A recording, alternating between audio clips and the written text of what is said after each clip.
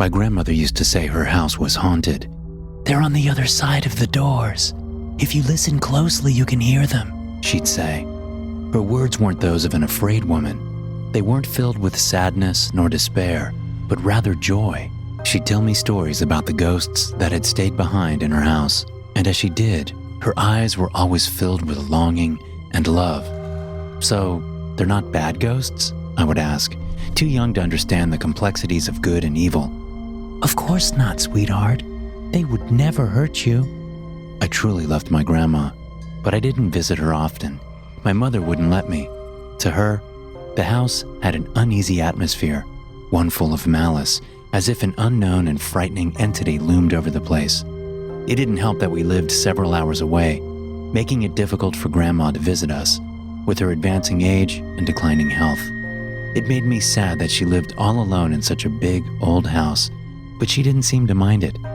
"I'm not alone," she would say. "Our love kept us together, even after he passed." I knew she was talking about my grandpa, her late husband.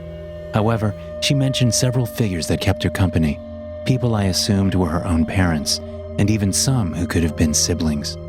Back in her day, people remained at home to die, spending their last moments with loved ones, comfortable at home in their own beds. Because of that, a multitude of different people had drawn their last breaths in her very own house. As time went by, my memories of the old house started to fade. I was too busy growing up, and my mother didn't care to visit her childhood home. At the ripe old age of 95, my grandma passed away, peacefully at home with a smile still lingering on her face. Her last will and testament arrived a couple of weeks later. By that time, I hadn't seen her in years, and the sight of the papers made me feel a bit guilty. There wasn't much of a personal message left behind, but it was stated that my mother would inherit all of her belongings, everything except for her house, which was left to me. Seeing as I was just in the process of getting married to my very pregnant fiancée, it would be the perfect gift to start our newlywed life. We moved in about a month later, after spending what little money we had left refurbishing the place. Unlike the warm, yet mystical feeling the house had held when I was a child, it felt cold and eerie as an adult. Even with new furniture and fixed frames, the house was still loud with creaks and strange whispers behind each closed door. My fiancée, soon-to-be wife, Alice, also noticed the strange fog of weirdness looming over the house, and my mother was still hesitant to visit. But when all things were said and done, my grandma had led a full and happy life in that house, and no harm had ever come to her, so we were eager to start our life together. It truly turned out to be an idyllic place, perfect to raise children, with lush green fields and vast forests surrounding the neighborhood. We spent the next decade there, gifted with 2 children, a young boy named Alex and a little girl named Amanda. From the very beginning, it looked like we were in the makings of a happily ever after story. Alas, it wasn't meant to be. On the 3rd of September, 2017, my entire family was killed in a burglary gone horribly wrong. I don't remember much from the night itself, just that I woke up to strange sounds and a shattering window. I wasn't a particularly brave man, but if my family was put at risk, I'd do whatever I could to defend them.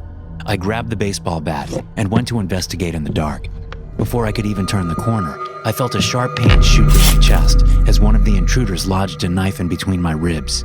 I fell to the ground, unable to breathe and unable to move my legs. I tried to call out for my wife, to warn her about the approaching men, to give her a chance to get the kids and run, but my lungs had filled up with blood and I couldn't get a single coherent word out. There I lay, dying helplessly on the floor as my wife tried to fight off the 2 men that had entered our house. She screamed as they stabbed her, quickly going from panic to a gargle to silence. Then everything went black. I guess they didn't bother double-checking, or maybe the pool of blood I'd produced around me made me look dead. But despite their best efforts at exterminating my family, I had somehow survived. I awoke as the ambulance rushed me to the hospital, and I cried for my family as they prepared me for surgery. I didn't know that they'd all been killed yet. I still had hope. But that tiny amount of belief that my wife and children had survived was quickly extinguished. According to the police, the intruders were junkies looking for anything they could sell. During the break-in, they'd been doped out of their minds and attacked anyone in their vicinity. Even as the police chased them down, they fought back, which ultimately resulted with them both getting shot dead. There was no closure. There was no apparent reason for their break-in or why they'd chosen our house rather than the neighbor's vacant home. I was left with no good explanation, no justice. As for myself, the stab wound had been deep, so much so that the knife had partially damaged my spine, enough to leave me with limited use of my legs and left arm. It would take months of rehabilitation before I could even go back home to an empty house. Naturally, my mother wanted me to stay with her until I could come to terms with what had happened. She had gotten old, but she still wanted to take care of me, help me through the trying times. She meant well, but in a morbidly depressing way, staying in that house was the last connection I had to my deceased family. It was a place of love, filled with memories of a life brutally cut short. Though I felt more connected to them at home, I couldn't sleep in our old bedroom, nor enter our children's rooms. Instead, I slept in the guest room, one of the few places still untainted by tragedy. The next few weeks were spent in a haze of denial and anger at myself that I'd failed to save my family. In just the span of 5 minutes, my entire world had been shattered beyond repair, and I saw no solace in the foreseeable future. The house still made its usual weird sounds, creaks, howling wind, and whispers hiding behind each and every closed door. They'd always kept me company, but in the past, they'd been little more than a vague presence, something to ignore, to push to the back of my mind. After the tragedy, they seemed to wake up, becoming coherent and understandable. As I listened intently to the house speaking, the strange whispers started to take shape, and before long, I could actually understand them. One night, I awoke to the sound of a voice coming down from the hall. I shot to my feet and slowly approached the sounds. It was something singing, a beautiful, cheerful voice coming from inside our old bedroom. But it wasn't just any song. No, it was one my wife frequently used to hum as she got ready in the mornings. Some old Italian verse her mother used to sing to her when she was a kid. While I never understood the words, it had always comforted me, even on the most stressful day. It had become a symbol of love, peace, one I missed every day without her. "Alice?" I said, starting to wonder if I was dreaming. I pressed my ear against the door in disbelief at hearing my dead wife's voice. She didn't respond. She just kept singing on the other side. As soon as I confirmed it was her voice, I hopelessly barged in through the door, distraught to find it empty on the other side, filled with nothing but an empty bed and a closet full of clothes never to be worn again. For a second, I'd felt a grain of happiness, but it was swiftly taken away as her serene voice vanished in the darkness of night. I collapsed to the floor and cried for the first time since their deaths. I'd been so numb that my ability to feel had simply shut down, but the overwhelming emotion I felt from hearing my wife again finally broke me. I fell asleep on the floor that night, and once I awoke, I convinced myself it had all been just a dream and nothing more. The heartbreaking belief lasted until the next night, when I awoke to laughter coming from Alex's bedroom. "Alex, is that you?" I called out as I approached his closed door. The laughter unmistakably belonged to my dead son.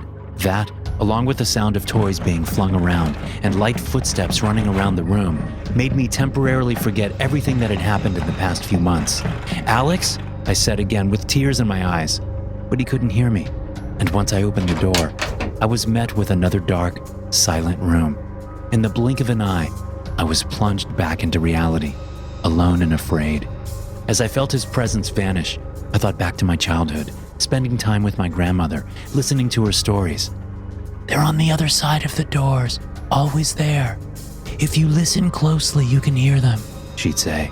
The whispers I had heard since I was a kid, they were real, just too vague and hard to decipher. My grandma heard her husband, because he was the person she loved the most in the entire world. That's why I couldn't understand. Now that the ghosts belonged to my family, it became abundantly clear why my grandma loved that house so much. It was because she could stay surrounded by her lost, loved ones. Each night, the voices continued. Next in line was my daughter, Amanda.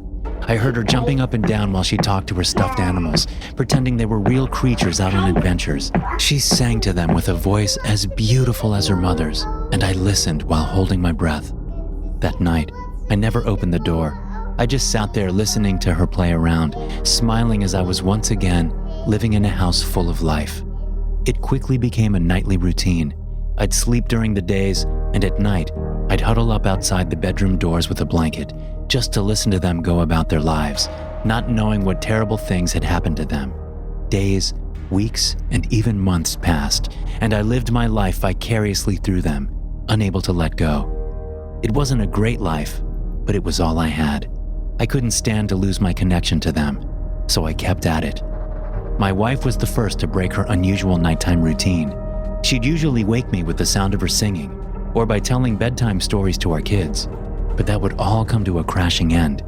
On that particular night, I was jolted awake to the sound of her terrified screams. I shot to my feet and instinctively called out for her. On the other side of the closed door, I heard her struggle, demanding that someone stay away from her.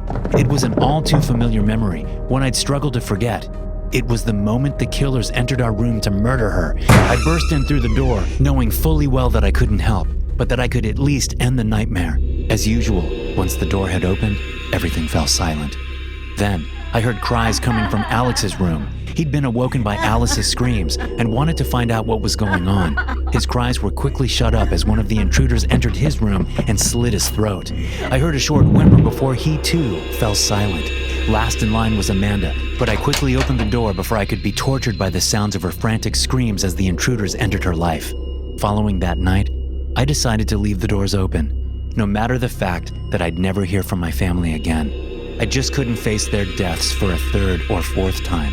Alas, once nightfall came, the doors were somehow shut again, and the ordeal started all over. The screams of my wife and children, their cries as they realized what was about to happen to them, my failure to save them, it all crushed me.